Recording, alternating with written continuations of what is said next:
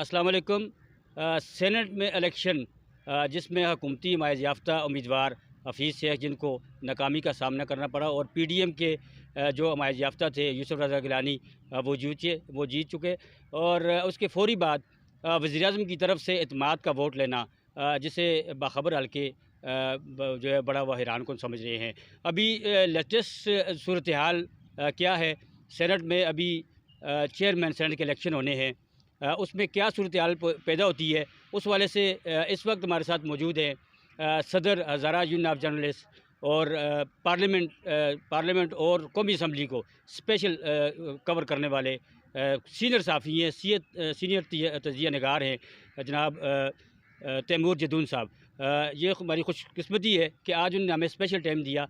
इनसे पूछेंगे कि इनका जो एक्सपीरियंस है, चूँकि ये पिछली 2 दहाइयों से सेनेट और कौमी असम्बली को स्पेशल कवर करते हैं एपीपी के प्लेटफार्म से, तो इनका एक्सपीरियंस क्या रहा जो इलेक्शन हुए हैं उसमें किस पार्टी ने क्या गेन किया, जो सियासी हलचल थी जो वहाँ पे हार्स ट्रेडिंग हुई उसके वाले से भी उनसे से तजिया जानेंगे इनका एक्सपीरियंस क्या कहता है। और इसके अलावा जो फ्यूचर में अभी चेयरमैन सेनेट का जो इलेक्शन है उस वाले से भी हम सदर तैमूर साहब से पूछेंगे कि इनका तजिया क्या कहता है, इनका एक्सपीरियंस क्या कहता है कि आइंदा जो इलेक्शन आ रहे हैं उसमें क्या अपसेट हो सकता है। जी, बिस्मिल्लाहिर्रहमानिर्रहीम। जी, बहुत शुक्रिया अरशद तनोली साहब आपका। जो इस दफ़ा करंटली अभी सेनेट के इलेक्शंस हुए हैं, उस बारे में मैं आपको ये बताऊं कि जो हमारी हुक्मरान इत्तेहाद पार्टी थी पीटीआई, उसने गेन करने के बजाय उनको जो उन्होंने प्रोजेक्टेड सीट्स थी 19 उनमें से उन्होंने 18 हासिल किए हैं। एक सीट उन्होंने लूज़ की है जो उनकी प्रोजेक्टेड सीट थी। इसी तरह अगर देखा जाए जिस पार्टी ने सबसे ज़्यादा गेन किया है वो पीपल्स पार्टी है। उसकी प्रोजेक्टेड सीट्स जो एक्सपेक्टेड थी वो थी 6 सीटें, जिसके मुकाबले में उन्होंने 8 सीट्स गेन की हैं सेनेट में। और अगर इनका कंपैरिजन किया जाए सब पार्टीज़ का, तो पीपल्स पार्टी वो पार्टी है जिसका ग्राफ अभी अच्छा जा रहा है और वो सेनेट के ऊपर उसका सीट्स के हवाले से उन्होंने बहुत अच्छा गेन किया। इसी तरह से बाकी जितनी भी प्रोजेक्टेड सीट्स थी बाकी पार्टीज़ की, पीएमएलएन की 5 थी, उन्होंने 5 गेन की। पीएमएलक्यू की जो थी वो 1 सीट थी, उन्होंने 1 गेन की। इसी तरह जीडीए की जो थी वो प्रोजेक्टेड सीट 1 थी लेकिन उन्होंने 1 भी गेन नहीं की, वो लूज़ कर गए हैं वो भी सीट। तो ये बड़ा इंटरेस्टिंग किस्म का इस दफ़ा जो सेनेट का इलेक्शन हुआ, और ख़ास करके जो वफाकी सीट के ऊपर, जनरल सीट के ऊपर जो इलेक्शन था यूसुफ रज़ा गिलानी और हफीज़ शेख साहब के दरमियान, वो बड़ा इंटरेस्टिंग रहा है कि क्योंकि उसी इलेक्शन में जो पीटीआई की हमायत याफ्ता, बल्कि पीटीआई की जो कैंडिडेट्स थी वोमेन सीट में, वो जीत गई हैं, और जबकि जो पीटीआई के जनरल सीट के ऊपर उम्मीदवार थे हफीज़ शेख, वो हार गए। तो ये एक बड़ा इंटरेस्टिंग इलेक्शन था जिसको हमने कवर किया, और बड़ा जो रिज़ल्ट हुआ वो एक्सपेक्टेशन के बरक्स हुआ।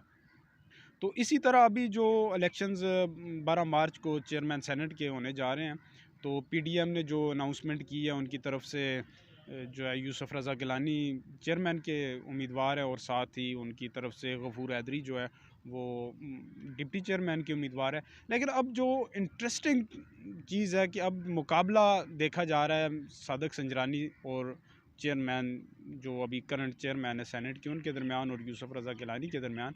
अभी अगर इनका पॉलिटिकल कैरियर देखा जाए तो यूसुफ रज़ा गिलानी वाकई उनको एक बरतरी हासिल है सादक संजरानी के ऊपर, क्योंकि वो एक सीजन पॉलिटिशियंस है और स्पीकर रहे हैं कौमी असम्बली के, फेडरल मिनिस्टर रहे हैं, उसके बाद वो वज़ीर आज़म पाकिस्तान रहे हैं। तो उनका अगर कद काठ सियासी हवाले से देखा जाए तो वो सादक संजरानी के मुकाबले में काफ़ी ऊंचा है। तो इसी हवाले से अगर फिर वोटों की गिनती के हवाले से देखा जाए तो इस टाइम जो पार्टी पोजीशन है पीडीएम जो है, जिसमें पूरी अपोजिशन जमातें हैं, उनके पास जो नंबर है वो 53 है, और जबकि हुकूमत के पास 47 है। तो अब यहाँ पे बड़ा एक इंटरेस्टिंग क्वेश्चन है कि यूसुफ रज़ा गिलानी चेयरमैन सेनेट अपनी उसके ऊपर बन जाएंगे वोट बैंक के ऊपर, या जो हुकूमती हुकूमती तरफ से जो जिनको सेलेक्ट किया गया सादिक संजरानी साहब को, उनको बल्कि उनको अनाउंसमेंट हुई है अभी पीएम की तरफ से, तो उसके हवाले से कि वो अपनी सीट को रिटेन कर सकेंगे या नहीं कर सकेंगे।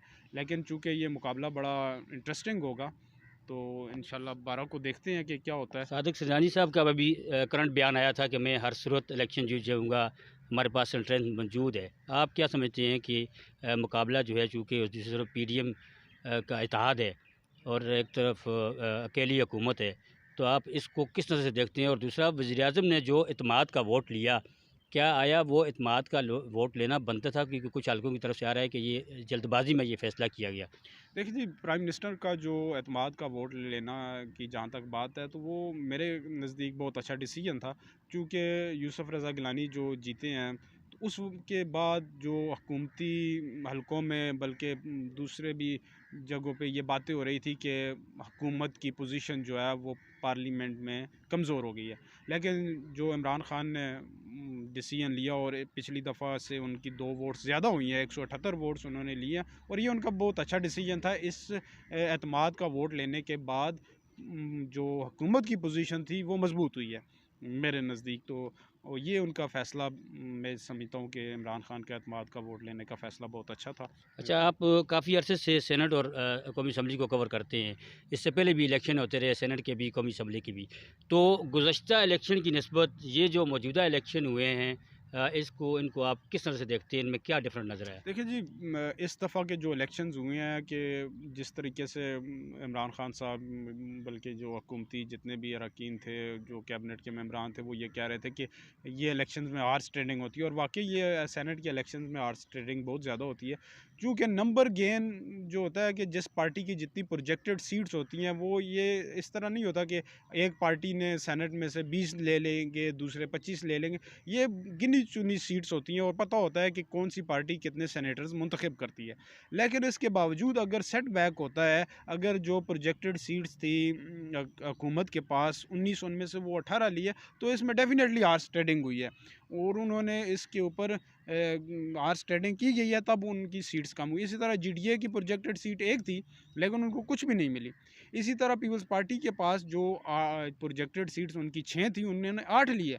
तो डेफिनेटली ये अगर 8 सीटें उन्होंने, उनको दूसरी जमातों के लोगों ने वोट्स दी हैं, और वो किस तरीके से उन्होंने वोट्स लिए हैं, आर्स ट्रेडिंग की है, ख़रीदे हैं, वो बात की बात है, वो आपको। बहुत शुक्रिया। आप सुन रहे थे सदर union of Hazara union of journalist की का तजिया आप सुन रहे थे सेनेट के हवाले से। 12 मार्च को अभी इलेक्शन होने जा रहा है। पिछली दफ़ा जो सेनेट के हवाले से अपसेट हुआ था, अभी भी क्या सराहियाँ जारी हैं कि कोई बड़ा अपसेट हो सकता है। देखते हैं कि 12 मार्च को क्या होता है। बहुत शुक्रिया।